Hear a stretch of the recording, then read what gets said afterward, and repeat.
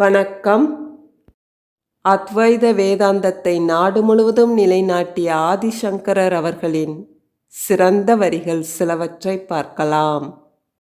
செல்வத்தாலும் சுற்றத்தாலும் இளமையாலும் யாரும் கர்வம் கொள்ளாதீர்கள். என்றைக்காவது ஒரு நாள் இவை எல்லாம் நம்மை விட்டு விலகிச் சென்றுவிடும்.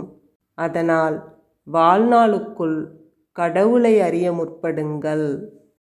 பொருளின் மீதுள்ள பேராசையை விட்டுவிடு. உன் உழைப்பால் அடைந்ததை மட்டும் கொண்டு திருப்திப்படுத்திக்கொள். பாவச் செயலை யாருக்கும் தெரியாமல் செய்தாலும் அது வாழ்க்கை முழுவதும் நம் நெஞ்சில் முள்ளாய் குத்திக்கொண்டே இருக்கும். நீங்கள் அனுபவிக்கும் துன்பங்கள் அனைத்திற்கும் நான் என்ற அகந்தையும் என்னுடையது என்ற ஆணவமும் தான் காரணம். இவ்விரண்டு குணங்களும் மனிதனிடம் இருக்கக்கூடாத தீய குணங்கள். நம்மை ஆட்டி படைப்பது நம் மனம்தான். உருவமற்ற இந்த மனம் பெரிய உருவம் படைத்த நம்மை எப்படியெல்லாம் ஆட்டி படைக்கிறது என்பதை கவனியுங்கள். மனதுடன் நடத்தும் போராட்டம் என்றைக்கும் ஓய்வதில்லை. விழிப்பு நிலையில் மட்டும் அல்ல, உறக்க நிலையிலும் கூட மனதின் போராட்டம் நம்மை விட்டு ஒருபோதும் நீங்குவதே இல்லை.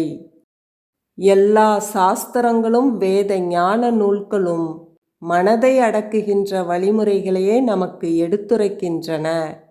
மனதை அடக்கியாளும் உறுதியை ஆண்டவனிடம் பிரார்த்தனை செய்துதான் கேட்டு பெற வேண்டும்.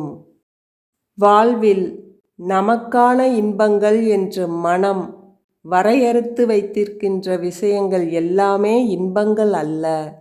அப்படியாக நினைத்து ஏமாறிக்கொண்டிருக்கிறோம். பாலைவனத்தில் தூரத்தில் தெரிகிற கானல் நீர் போலத்தான் இந்த இன்பங்களும். நீ எப்போதும் இன்புற்று இருக்க விரும்பினால் நீ விழிப்பு நிலையில் பார்க்கும் எல்லா பொருட்களும் கனவில் காணும் பொருளைப் போன்றே பொய் என்று உணர். நமது புலன் உறுப்புகளே நமக்கு எதிரிகள். ஆனால் அவற்றை வென்றால் அவை நமக்கு நண்பர்களாக மாறிவிடும். தன் மனதை வென்றவன் உலகை வென்றான். உணர்ச்சி, வெறி, கோபம், பற்று, பேராசை இவைகளை எல்லாம் துறந்து ஆத்மாவை பற்றி சிந்தனை செய். உன் உண்மையான தன்மையை கண்டுபிடிக்க முயற்சி செய். தாமரை இதழில் விளையாடும் நீர்த்துளி மிகவும் நிச்சயமற்ற இருப்பை கொண்டுள்ளது. அதுபோல் வாழ்க்கை எப்போதும் நிலையற்றது. புரிந்து கொள்ளுங்கள். எப்போதும் நேர்மையாக இருக்க பழக வேண்டும். எதிரி, நண்பன், உறவினர்கள், தன்னுடைய பிள்ளைகள் என பிரித்து பார்க்காமல் எல்லோரிடமும் நட்பு பாராட்டுங்கள், அன்பு செலுத்துங்கள். பகையின்றி எல்லோரையும் சமநோக்கோடு பார்க்கும் பழக்கத்தை வளர்த்து கொள்ளுங்கள். பணம் இருக்கும் வரைதான் சொந்தம் இருக்கும். அது இல்லாவிட்டாலும் கடவுள் உடன் இருப்பார். ஆயுள் தேயும், ஆசையோ வளரும். இதுதான் வாழ்க்கை. ஆசைகளை அதிகப்படுத்தினால் துன்பத்தை அனுபவிக்க நேரிடும். மனதை அடக்கி நல்ல எண்ணங்களுடன் வாழ்வை நடத்து. பிறப்பற்ற நிலை அடைவாய். தியானம் செய்யுங்கள். சாந்தம் மிகுந்த கடவுளின் அம்சம் உங்களிடம் உள்ளது என்று தியானத்தின் மூலம் உணருங்கள். ஆற்றலுடன் பணிவையும் வளர்த்து கொள்ளுங்கள்.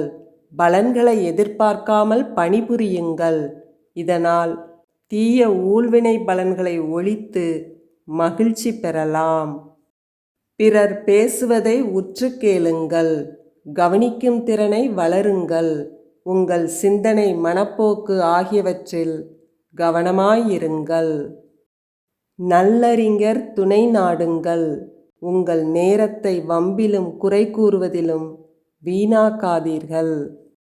நமக்கு உண்மையான எதிரிகள் என்றால் அது நம்மிடம் இருக்கும் சோம்பலாகும். வெளியிலிருந்து எந்த எதிரியும் தேவையில்லை. உங்களிடம் இருக்கும் சோம்பலை விரட்டினாலே நீங்கள் எதிலும் ஜெயித்து விடலாம். இந்த உலகத்தில் தர்மம் செய்வதை விட அதிக இன்பம் தரக்கூடிய விஷயம் எதுவும் இல்லை. நம்மால் முடிந்த தர்மத்தை செய்ய வேண்டும். பெரியவர்கள் நமக்கு சொல்லும் அறிவுரைகளை நாம் அவமதித்து நடக்கக்கூடாது.